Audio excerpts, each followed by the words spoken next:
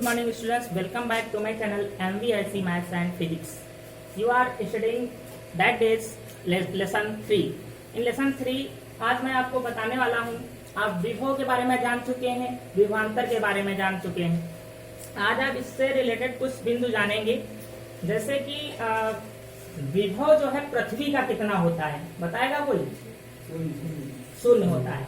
तो अगर हम जो 11,000 वोल्ट का जैसे ये वायर है, 11,000 वोल्ट इस पे आ रहा है, ये फेज वायर है, इसको अगर हम पृथ्वी से टच करा दें, ये सिंबल होता है, अगर ऐसा सिंबल बना हो तो इसका मतलब हमने इसको अर्थ से टच करा दिया है।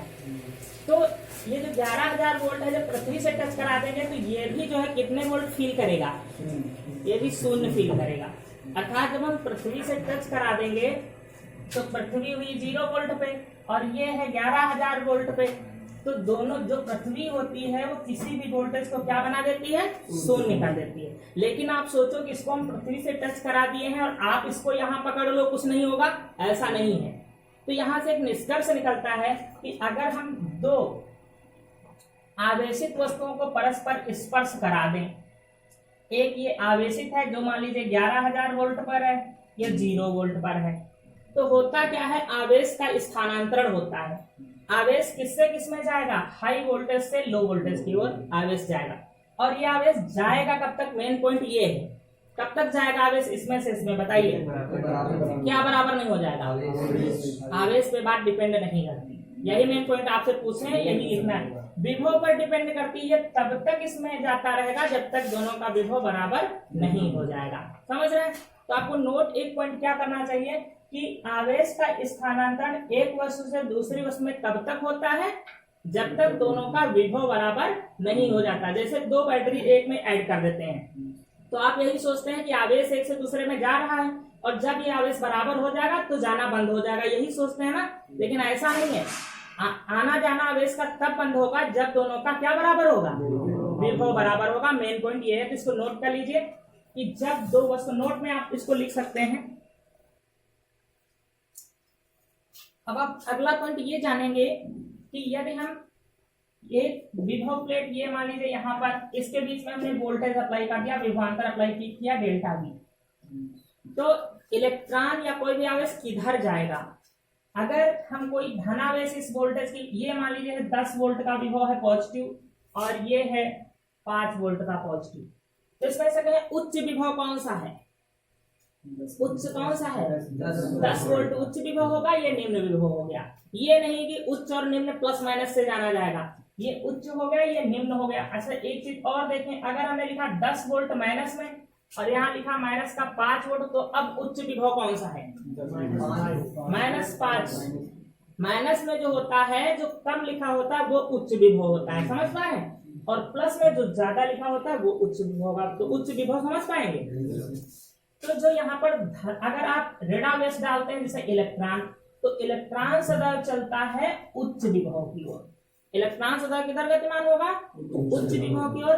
अर्थात क्यों? क्योंकि इलेक्ट्रॉन पर होता है ऋणावेश। आप इलेक्ट्रॉन बनाए या चलिए हम ऋणावेश बनाते हैं, तो ऋण आवेश चलता है सदैव उच्च विभव की ओर और जो धन आवेश होगा ये सदैव चलता है निम्न विभव की ओर। यहाँ पर इस प्रकार से आप लिख सकते हैं कि ये उच्च विभव है और ये निम्न विभव है। ये तो इस डायग्राम से ही आपको पता चलता है कि इलेक्ट्रॉन चलेगा उच्च विभव की ओर और ऋणावेश, इलेक्ट्रॉन की बात नहीं है, ऋणावेश जाएगा उच्च विभव की ओर, धनावेश जाएगा निम्न विभव की ओर। उच्च और निम्न पहचानना आपका काम है कि कौन सा उच्च कौन सा निम्न है। ये लिखा 10 वोल्ट -5 वोल्ट, ये प्लस और माइनस। अब उच्च कौन सा है? 10 वोल्ट उच्च है। प्लस के दोनों है तो प्लस का ही उच्च होगा, लेकिन जब दोनों माइनस के अगर आ जाते हैं, माइनस का 5 वोल्ट माइनस का 2 वोल्ट, तो अब ये माइनस में दोनों है तो कौन सा उच्च वोल्टेज है? -2 उच्च वोल्टेज है। ठीक है, तो आप नोट में लिख लीजिए और ये सिंबल भी बना लीजिए इसको। नेक्स्ट लाइन आप डालेंगे 1 इलेक्ट्रॉन वोल्ट, यही है ना? 1 इलेक्ट्रॉन वोल्ट क्या होता है?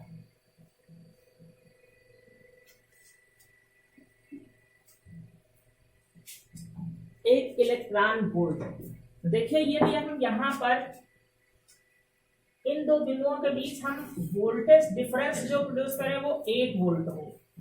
वोल्टेज डिफरेंस मतलब विभवांतर, हमने कहा था कल कि बिना विभवांतर के कोई आवेश गतिमान हो ही नहीं सकता। विभवांतर जब विभव में अंतर होगा, कहीं ज्यादा होगा कहीं कम होगा, अभी बता के आए हैं, तभी तो आवेश गतिमान होता है। तो इसके बीच विभवांतर है, कोई एक उच्च पर होगा एक निम्न पर। अब 1 वोल्ट का विभवांतर मतलब क्या, जैसे यहाँ पर 2 वोल्ट है, 20 वोल्ट है, तो यहाँ पर 19 वोल्ट हो जाएगा, तो विभवांतर हो गया, 1 वोल्ट का नहीं हो गया विभव में अंतर। यहाँ पर अगर 3 वोल्ट है तो यहाँ पर 2 वोल्ट होगा। इसको कहते हैं विभवांतर, मतलब दो बिंदुओं के बीच वोल्टेज में अंतर। तो यदि हम दो बिंदुओं के बीच वोल्टेज 1 वोल्ट लगा दें तो इसके बीच जब हम इलेक्ट्रॉन को डालेंगे तो इलेक्ट्रॉन पर ऋण आवेश होता है, तो इलेक्ट्रॉन किधर की ओर भागेगा, अभी बता के आए हैं, उच्च विभव की ओर, इधर भागेगा ना। अर्थात इलेक्ट्रॉन पर कोई फोर्स आपको नहीं अप्लाई करना पड़ेगा, आप वोल्टेज लगा दीजिए, विभवांतर अप्लाई कर दीजिए, इलेक्ट्रॉन अपने आप भागेगा निम्न विभव से उच्च विभव से। तो जब ये भागेगा, ये गतिमान होगा, तो इसके पास काइनेटिक एनर्जी आ जाएगी, गतिज ऊर्जा आ जाएगी। तो अब ये जो गतिज ऊर्जा है कैसे डिफाइन करोगे कि 1 वोल्ट विभवांतर के बीच कोई इलेक्ट्रॉन जितनी गतिज ऊर्जा अर्जित करता है, इस गतिज ऊर्जा को 1 इलेक्ट्रॉन वोल्ट कहते हैं, या यह गतिज ऊर्जा 1 इलेक्ट्रॉन वोल्ट के बराबर होती है। देखो विभवांतर हमने प्रोड्यूस किया, इलेक्ट्रॉन को इसके अंदर डाल दिया, इलेक्ट्रॉन स्वयं भागा, किधर से, निम्न से उच्च विभव की ओर, उसको मैंने गतिमान नहीं कराया। तो जब वो स्वयं भागा गतिमान हो गया तो कौन सी एनर्जी होगी, काइनेटिक एनर्जी होगी, गतिज ऊर्जा होगी। तो आप डिफाइन क्या करोगे कि 1 वोल्ट विभवांतर के बीच कोई इलेक्ट्रॉन जितनी गतिज ऊर्जा अर्जित करता है या जितनी गतिज ऊर्जा ग्रहण कर लेता है, वह गतिज ऊर्जा 1 इलेक्ट्रॉन वोल्ट के बराबर होती है। ठीक है, ये डेफिनेशन हो जाएगी। अब निकालें कैसे 1 इलेक्ट्रॉन वोल्ट बराबर क्या होता है। 1 इलेक्ट्रॉन वोल्ट बराबर 1 वोल्ट विभवांतर के बीच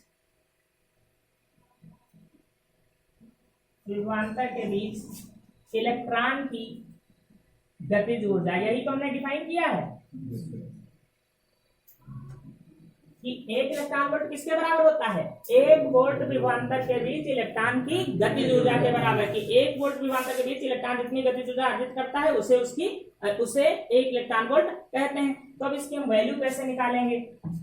एक फार्मूला आपने पढ़ा है हाई स्कूल में, W बराबर QV, हाई स्कूल में था फार्मूला W बराबर QV।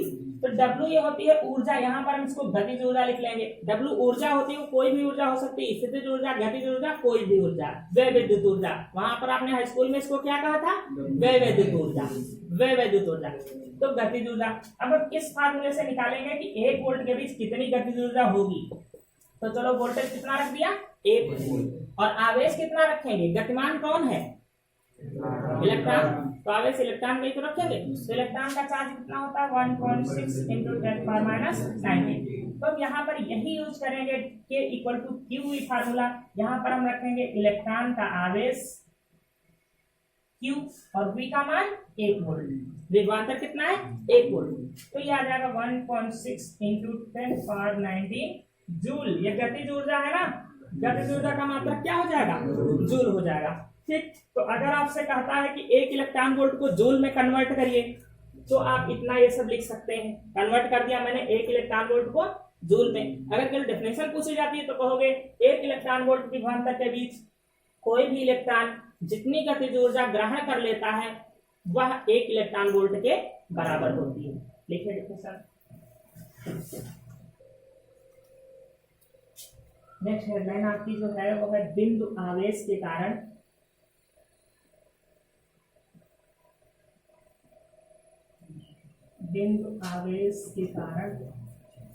वैद्युत विभव। ये बिंदु आवेश क्या होता है, जहां पर बोलते हैं बिंदु आवेश का मतलब आप इस प्रकार से समझ सकते हैं, जो चार्ज है वो एक जगह पर कलेक्ट है, वो वितरित नहीं है कहीं पर, बहुत काफी अधिक स्पेस में नहीं है, वो बहुत थोड़े से स्पेस में चार्ज कोई भी है।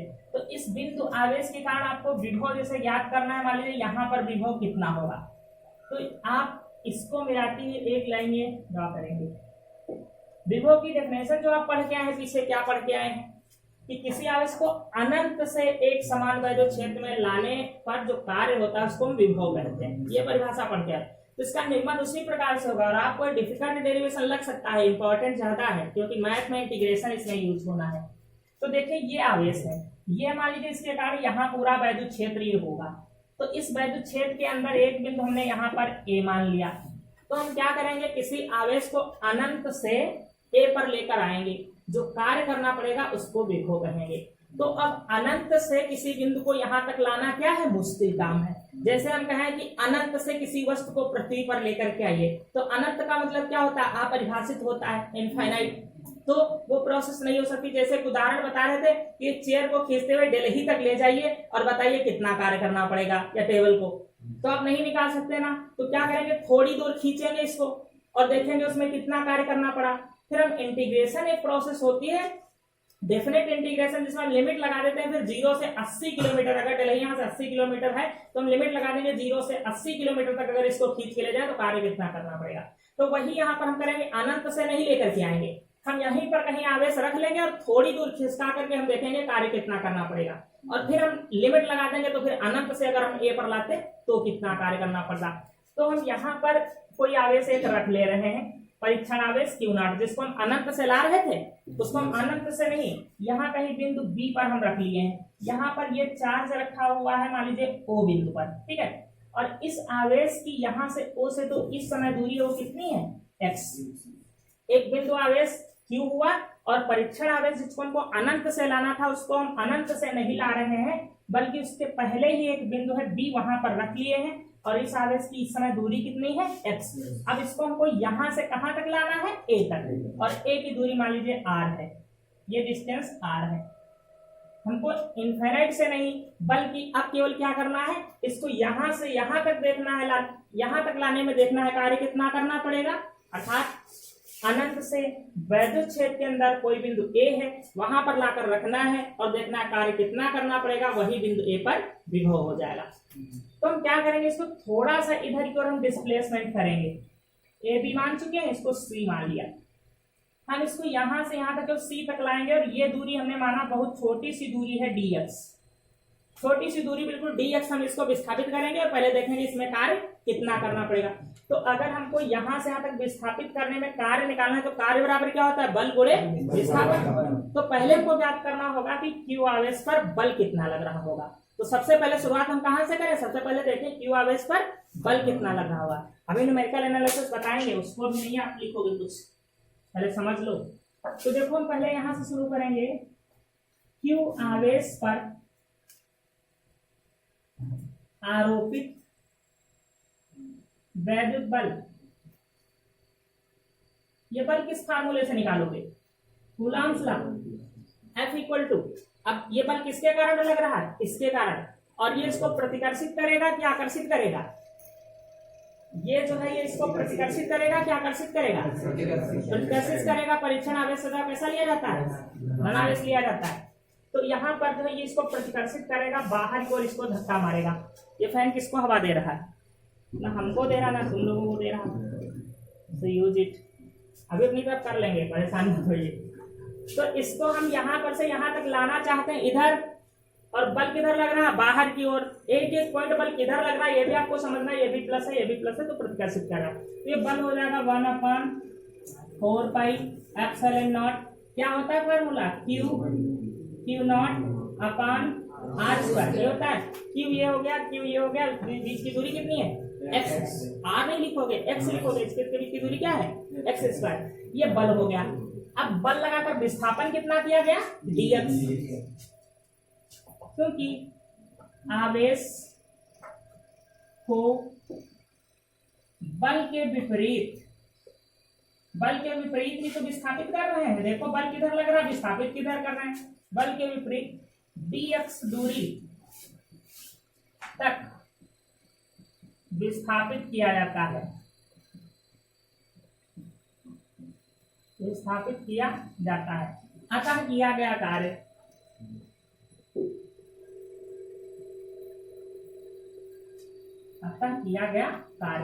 अब कार्य भी छोटा सा होगा, इसको हम dw से लिखेंगे। कार्य बराबर होता है बल गुणे विस्थापन, तो हम बल तो ये वाला रख लेंगे, चाहे पहले सूत्र लिखे या डायरेक्ट लिखे। चलिए ये हो गया। अब यहाँ पर एक पॉइंट विशेष ये समझना है कि जब बल जिधर लगता है, विस्थापन हम उधर की ओर नहीं करते हैं, विस्थापन विपरीत दिशा में करते हैं तो विस्थापन माइनस का लेना होता है, क्योंकि कार्य की परिभाषा होता है बल तथा बल की दिशा में हुए विस्थापन। बल की दिशा में हुए विस्थापन के गुणनफल को कार्य कहते हैं। तो बल तो उधर लग रहा है, विस्थापन इसके विपरीत कर रहे हैं, तो चाहे बल को माइनस कर लो चाहे विस्थापन माइनस कर लो, क्योंकि बल और विस्थापन दोनों कैसी राशियां हैं, सदिश। ठीक है, तो सदिशों में अगर ये सदा ध्यान रखिए, अगर बल और विस्थापन दोनों एक दूसरे के विपरीत हैं तो कोई एक माइनस लेना पड़ेगा। तो कौन सा माइनस ले ले, dx को माइनस ले रहे हैं, इसलिए यहाँ पर क्या हो जाएगा, माइनस। ठीक है, यहाँ पर भी माइनस आप लगा सकते हैं कि माइनस dx दूरी विस्थापित हो रहा है, लेकिन यहाँ पर माइनस से ज्यादा उचित यहाँ पर है। आप माइनस क्यों लगाए, इसका कारण कहीं लिखा मैंने नहीं है, बस ये शब्द लिखा है विपरीत, कहीं लिखा ये विपरीत dx दूरी विस्थापित हो रहा, तो समझ गया माइनस कहाँ से आया। भविष्य में मत पूछना कहाँ से आया, विपरीत विस्थापन हो रहा है dx, तो जब बल के विपरीत होगा तो बल माइनस कर लो या फिर विस्थापन माइनस करोगे। बहुत कठिन लगेगा, लेकिन अभी पूरा हो जाने तो बहुत सरल भी लगेगा। बल का मान रखे दे रहे हैं 4 पाई एप्सिलॉन नॉट, के मैंने नहीं लिखा, अभी थ्योरी में लिखाएंगे कि ये पूरा जो रखा है आवेश कहाँ रखा है, के परावर्तन के अंदर, तो यहाँ पर क्या आ जाएगा, के आ जाएगा। ये हम लिख देंगे, यह पूरा उपकरण, यह पूरी प्रोसेस किसके अंदर हो रही है, के परावर्तन के अंदर, तो यहाँ पर किया जाएगा dx, पहले तो q1 q2 r स्क्वायर की जगह क्या होगा, x स्क्वायर dx। तो ये आपने कार्य निकाला है कि अगर अति सूक्ष्म दूरी dx से विस्थापन करें तो किया गया कार्य, और आपको कार्य निकालना कौन सा है, अगर अनंत से लें तो कितना कार्य करना पड़ेगा, तो टोटल कार्य फिर आता है अनंत से r दूरी पर या r दूरी तक लाने में किया गया कार्य, लाने में किया गया कार्य। अभी जो हमने एक सिस्टम समझाया था कि क्या होता है कि अगर अनंत से लाना है तो अनंत से नहीं ला सकते, थोड़ा सा कार्य हमने निकाला, अब हमको कार्य निकालना क्या है, अनंत से r तक लाने में किया गया कार्य। तो एक इंटीग्रेशन की प्रोसेस होती है जिसको कहते हैं डेफिनेट इंटीग्रेशन। अभी इन्होंने भी नहीं पढ़ाया ना बायो वाले ने पढ़ाया, सबको एक साथ समझना है, नई चीज है कि हम इंटीग्रेट करेंगे दोनों तरफ। ये इंटीग्रेशन का चिन्ह होता है जो हमने लगाया है, यहां लिखेंगे इनफाइनाइट से r, इसको कहते हैं लिमिट। ये लोअर लिमिट होती है, ये अपर लिमिट होती है कि अगर इनफाइनाइट से हम r दूरी पर लाएं तो कार्य कितना करना पड़ेगा। इधर पूरा मान ही लिख लेंगे, माइनस आगे लगा दिया, 1/4 pi epsilon not k q not upon, बात करोगे तो समझ में कुछ नहीं आएगा। इसको कहते हैं डेफिनेट इंटीग्रेशन। छोटा सा कार्य निकालने के बाद हमने लिमिट लगा ली, अगर अनंत से r पर लाए तो किया गया कार्य कितना होगा, इंटीग्रेशन। अब यहाँ अगर आप चाहो तो w लिख लो, किया गया कार्य निकल आएगा। इंटीग्रेट जब करते हैं तो छोटी वैल्यू जो होती है क्या होती, बड़ी हो जाती है, तो w हो गया कुल कार्य।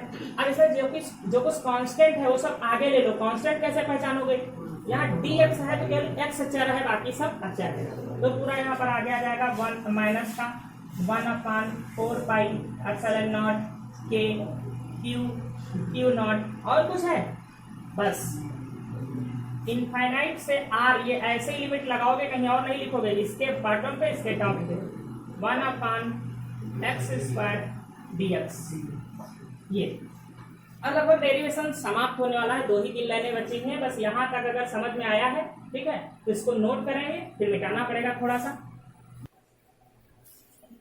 देखिए ये आप यहाँ से W निकाल चुके हैं, कार्य आपको यही फाइंड ही करना था, ये कार्य निकालना था। फिर यहाँ पर इंटीग्रेट करने को आपको रहेगा, देखो इसमें कोई हम चेंज नहीं कर रहे हैं, हम तो लाइनें लिखते हैं, कुछ बढ़ाते घटाते हैं ही नहीं। एप्सिलॉन नॉट k और q नॉट, ये अब इसको इंटीग्रेट करेंगे और ये बड़ा ब्रैकेट यहाँ पर लगाते हैं, और जो ये लिमिट यहाँ लिखी थी इनफाइनाइट से r, इसको हम यहाँ लिख लेते हैं, यहाँ इनफाइनाइट यहाँ पर r। ये सिस्टम होता है, ये इंटीग्रेशन का डेफिनेट इंटीग्रेशन इसको कहते हैं। तो ये इनफाइनाइट और r ये लिमिट है, लोअर लिमिट अपर लिमिट यहाँ लगा लेंगे। अब 1/x² का इंटीग्रेशन क्या होता है, मैथ वाले तो जानते हैं लगभग। इंटीग्रेशन क्या होता है, देखो इसको हम ऐसे लिख सकते हैं।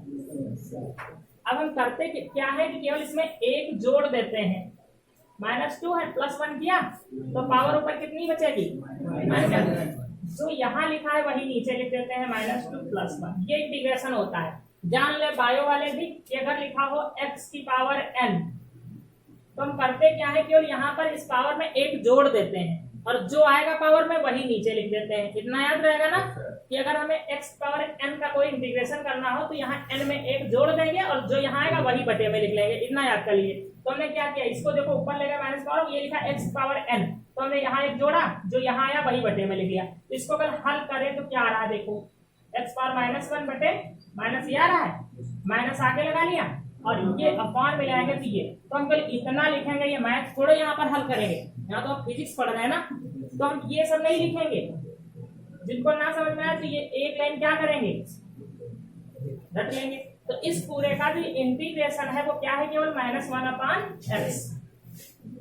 ये जिसको समझ में आया इंटीग्रेशन तो समझ के कर लेगा, नहीं तो कोई कठिन थोड़े है। 1/x² का सब पूरी फिजिक्स में इंटीग्रेशन थोड़े भरा पड़ा है, तो यही आपको करना है, ज्यादा ज्यादा एक दो जगह और मिलेगा। तो ये लाइन याद कर लेना, 1/x² को क्या लिख सकते हैं, -1/x। इंटीग्रेशन हट गया, अब लगभग डेरिवेशन हो गया, कह रहे हो तो आप कब से बोल रहे हो। 4πε0 k q0। अब क्या करते हैं, पहले हम यहाँ पर अपर लिमिट रखते हैं, तो पहले यहाँ पर अगर अपर लिमिट रखेंगे तो हो जाएगा -1/r। फिर हम बीच में माइनस चिन्ह लगाते हैं, नियम होता है, मतलब ये माइनस लगा है वो अलग की बात है, नियम होता है माइनस चिन्ह बीच में आता है।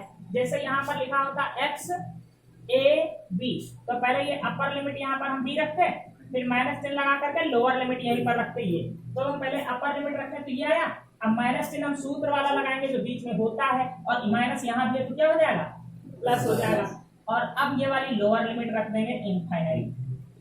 ये समझ पाए, ये नियम होता है कि अगर x आया इंटीग्रेट करने के बाद पहले अपर लिमिट यहाँ रखेंगे, फिर माइनस लगा करके लोअर लिमिट रखेंगे। तो पहले हमने अपर लिमिट यहाँ रखी, फिर माइनस लगाया, माइनस यहाँ भी था, माइनस यहाँ भी, तो क्या हो जाएगा, प्लस हो जाएगा। अब 1/इनफाइनाइट, इनफाइनाइट से किसी संख्या को भाग करते हैं तो 0 हो जाता है, तो ये हो गया 0। तो आपके पास बचा क्या है, माइनस, ये केवल इतना बचेगा ना, ऐसा 0 का, तो माइनस से यहाँ गुणा कर दिया, प्लस हो गया। आपके पास बचा 1/4πε0 k q0/r।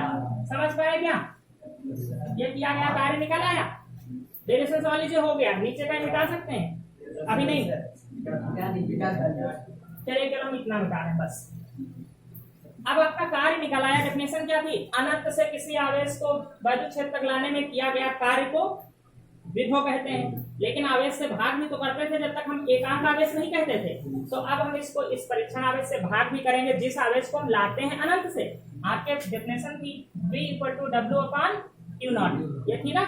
तो अब विभव निकालेंगे, आता है विभव, आता विभव V = W/Q0।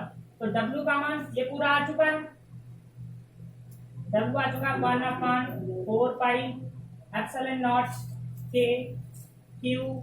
q0/r, और ये q0, ये इससे कट गया, जो बचा यही आपका आंसर हो गया। और आपका बचा क्या है, V = 1/4πε0 k q/r। ये आपका विभव के लिए निर्माण हो गया, डेरिवेशन। ठीक, यहाँ पर ये फिर से समझाना पड़ेगा, ये सब फिर से समझाना। देखिए यहाँ तक आ गए थे, ये सेम मैंने नोट कर लिया है, केवल इसको इंटीग्रेट किया तो इसका इंटीग्रेशन होता है -1/x। पहले अपर लिमिट रखा, फिर माइनस लगा के लोअर लिमिट रखा, ये 1/इनफाइनाइट हो गया 0, तो बचा -1/r, माइनस से यहाँ मल्टीप्लाई हुआ, प्लस हो गया, ये आ गया, वर्क निकल आया। अब विभव बराबर होता है वर्क अपान वो चार्ज जिसको आप ला रहे हैं इनफाइनाइट से, आप ε0 इसको Q0 को ला रहे हैं, तो Q0 से डिवाइड कर दिया, ये कट गया, ये आपका विभव का सूत्र आ गया। ये आपको डेरिवेशन डिफिकल्ट लग सकता है लेकिन इंपॉर्टेंट है एग्जाम के लिए, समझ गए, नोट कर लीजिए, सीखा।